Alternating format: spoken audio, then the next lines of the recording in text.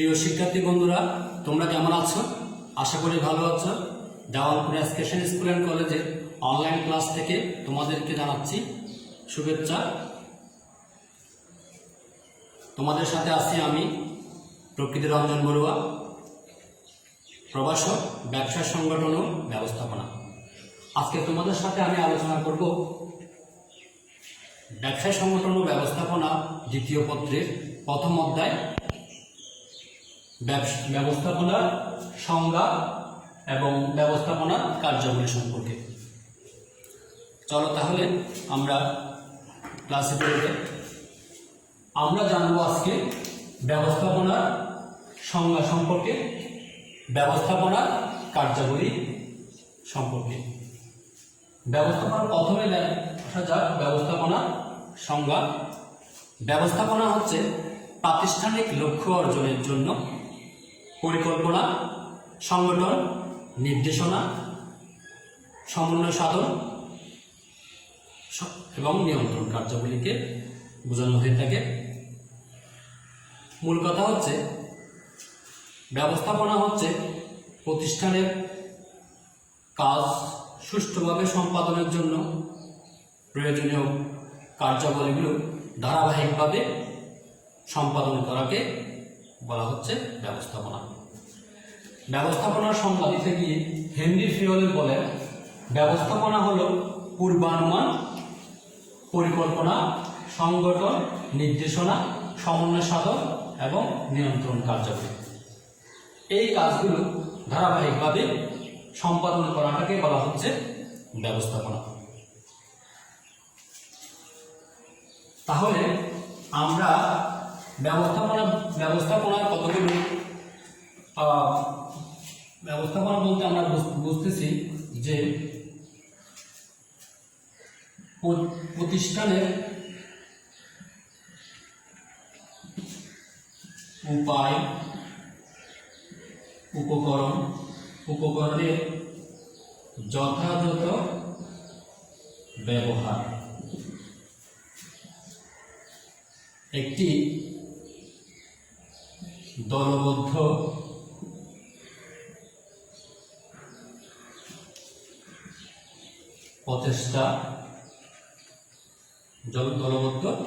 প্রচেষ্টা, তাহলে এভাবে আমরা ব্যবস্থাপনাকে সংজ্ঞায়িত করতে পারি। অর্থাৎ কথা হচ্ছে যে উপায় উপকরণগুলোর যথাযথ ব্যবহার বা সুষ্ঠু ব্যবহার করাটাকে বলা হচ্ছে ব্যবস্থাপনা। এরপর আমরা জানব ম্যানেজমেন্ট শব্দের অর্থ। ম্যানেজমেন্ট ব্যবস্থাপনার ইংরেজি প্রতিশব্দ হচ্ছে ম্যানেজমেন্ট। ম্যানেজমেন্ট শব্দটা ইতালীয় শব্দ ম্যানেজিয়ার শব্দ থেকে এসেছে বলে ধারণা করা হচ্ছে। ম্যানেজিয়ার শব্দ অর্থ হচ্ছে to train up the horse, অর্থাৎ অশ্বকে প্রশিক্ষিত করে তোলা। অর্থাৎ ম্যানেজমেন্ট শব্দটা আমরা ফরাসি শব্দ ম্যানেজিয়ার শব্দ থেকে এসেছে বলে আমরা ধরে নিতে পারি। আবার ম্যানেজমেন্ট শব্দটাকে আমি ভাগ করলে এভাবে ম্যানেজ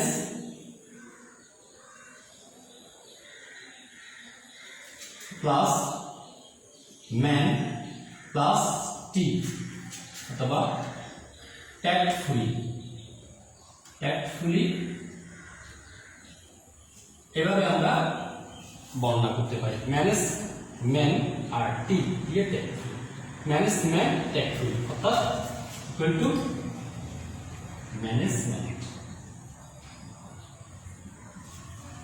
অর্থাৎ মানুষকে কৌশলের সাথে পরিচালনা করাটাকে বলা হচ্ছে ব্যবস্থাপনা। অর্থাৎ মানুষের কাছ থেকে কৌশলে কাজটা আদায় করে নেওয়াটাকে বলা হচ্ছে এখানে ব্যবস্থাপনা। তারপর আমরা দেখি আবার ম্যানেজ শব্দ দিয়ে বোঝানো হচ্ছে এখানে পরিবার পরিচালনা করা, পরিবার পরিচালনা করা। আবার আরেকটা শব্দ আছে যেটা ম্যানেজার শব্দ দিয়ে আমরা বুঝি ম্যানেজার পরিবার পরিচালনা করা। আর ম্যানেজ শব্দ দিয়ে বুঝি মানুষকে পরিচালনা করা। তাহলে ম্যানেজার শব্দ দিয়ে পরিবার পরিচালনা করা, আর ম্যানেজ শব্দ দিয়ে বুঝি মানুষকে পরিচালনা করা। তাহলে তোমরা ব্যবস্থাপনার সংজ্ঞা এবং ম্যানেজমেন্ট শব্দের অর্থ তোমরা আশা করি বুঝতে পেরেছ। এবার আমরা দেখব ব্যবস্থাপনার কার্যাবলী সম্পর্কে আলোচনা করব। ব্যবস্থাপনার কার্যাবলী হচ্ছে যে প্রতিষ্ঠানের যেমন পূর্বানুমান, পরিকল্পনা, সংগঠন, কর্মী সংস্থান, নির্দেশনা, সমন্বয় সাধন, নিয়ন্ত্রণ, এই কার্যাবলীগুলোকে ব্যবস্থাপনার কার্যাবলী বলে। এগুলো সুষ্ঠুভাবে ধারাবাহিকভাবে সম্পাদন করাকে বলা হচ্ছে ব্যবস্থাপনার কার্যাবলী। ব্যবস্থাপনার কার্যাবলী সম্পর্কে একটি শব্দ দিয়ে এটাকে বোঝানোর চেষ্টা করেছেন, সেটা হচ্ছে পোস্ট কল। পোস্ট কলকে টি দিয়ে বোঝানো হচ্ছে প্ল্যানিং বা পরিকল্পনা। ও দিয়ে বোঝানো হচ্ছে অর্গানাইজিং বা সংগঠিতকরণ।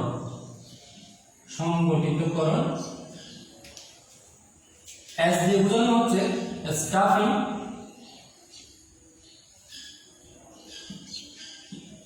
স্টাফিং বা কর্মী সংস্থান।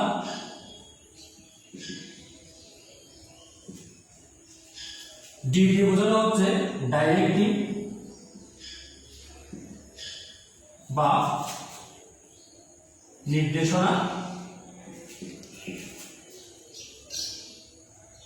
সিইউ দিয়ে বোঝানো হচ্ছে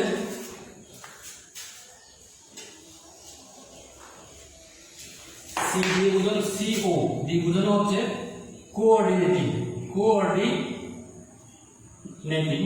বা সমন্বয়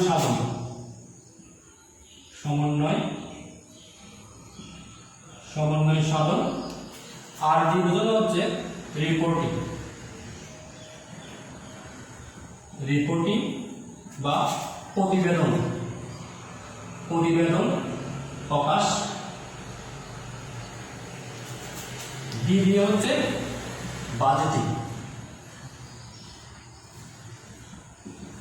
বাজেটিং বা বাজেট প্রণয়ন।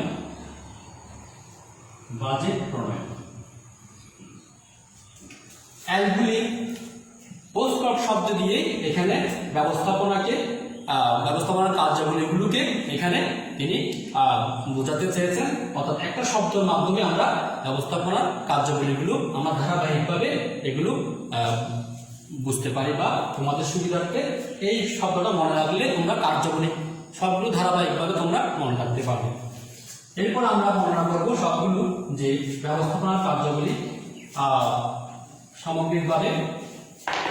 প্রথম কার্যাবলীটা হচ্ছে এখানে পরিকল্পনা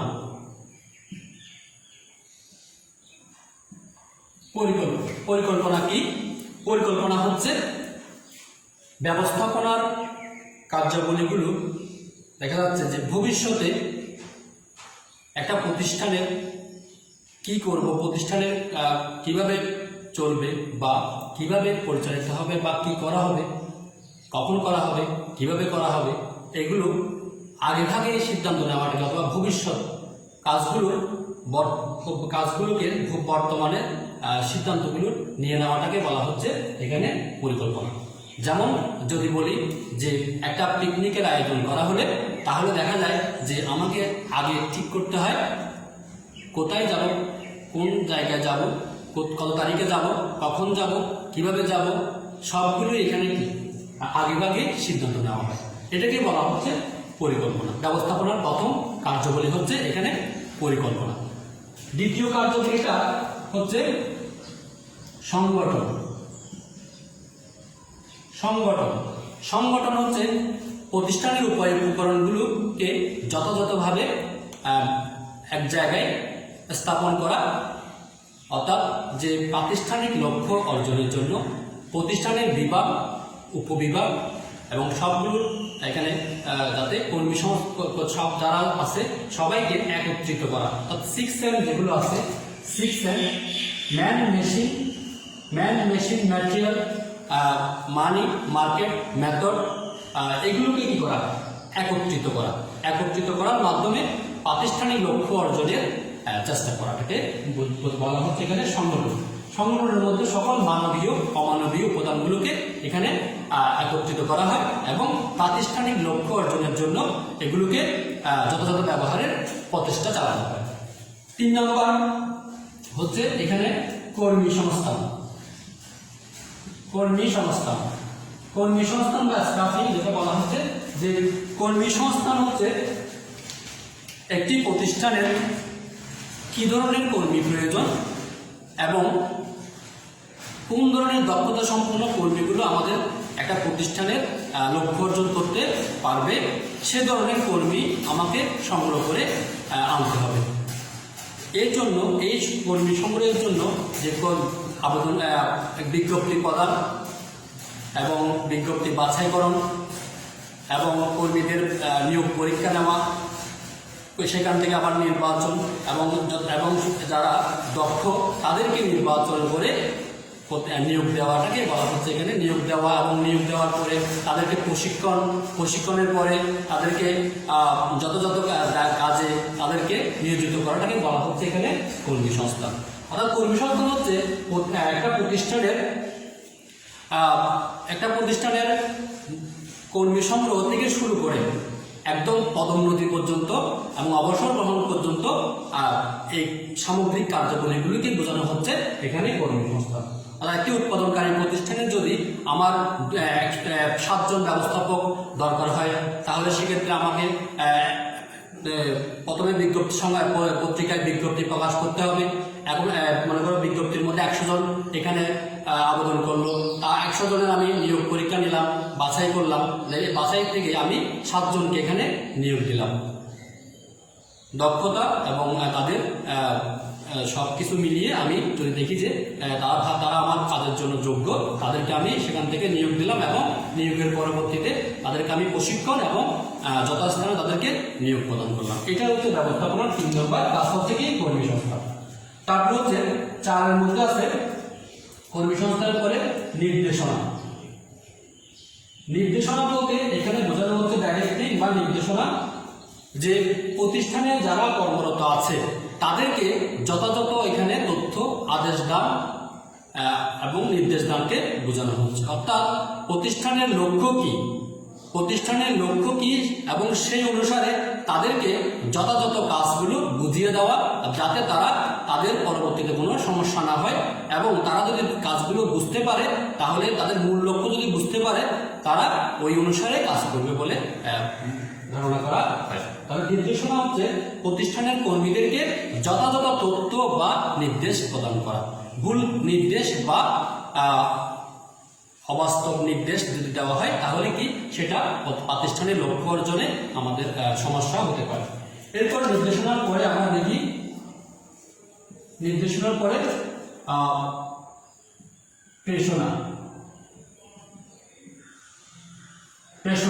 প্রেষণা হচ্ছে কর্মীকে কাজে উৎসাহিত করার একটি পদ্ধতি বা কৌশল।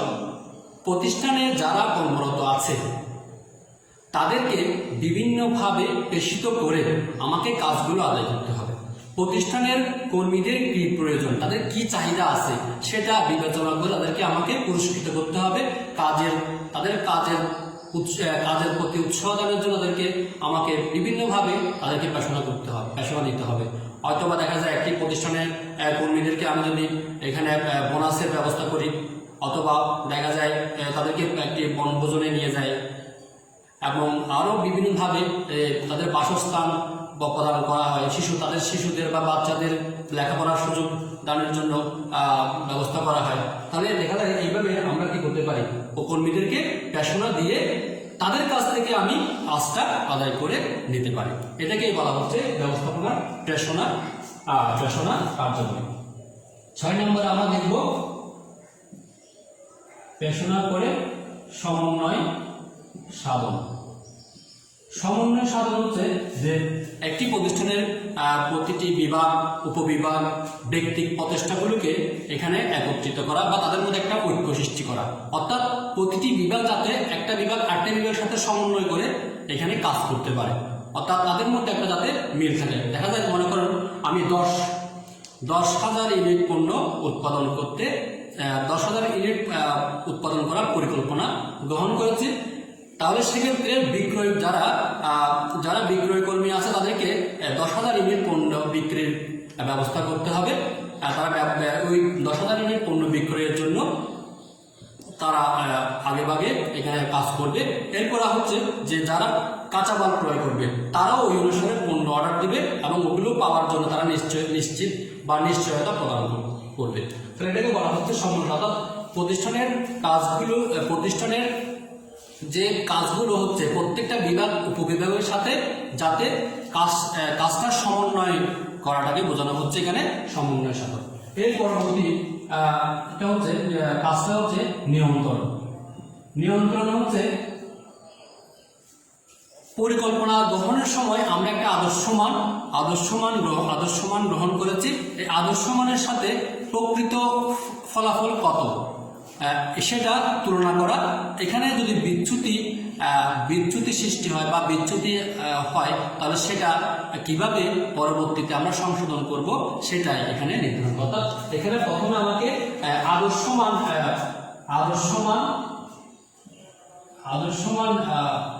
নির্ধারণ করতে হবে।